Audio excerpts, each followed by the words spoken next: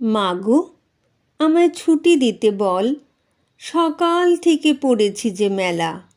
এখন আমি তোমার ঘরে বসে করব শুধু পড়া পড়া খেলা। তুমি বলছো দুপুর এখন সবে, না হয় যেন সত্যি হলো তাই। একদিনও কি দুপুরবেলা হলে বিকেল হলো মনে করতে নাই? আমি তো বেশ ভাবতে পারি মনে।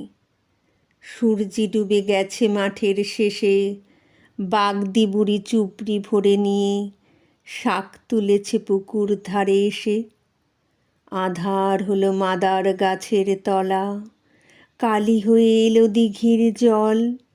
হাটের থেকে সবাই এলো ফিরে, মাঠের থেকে এলো চাষির দল। মনে কর না উঠল সাঁঝের তারা, মনে কর না সন্ধে হলো যেন। রাতের বেলা দুপুর যদি হয়, দুপুরবেলা রাত হবে না কেন?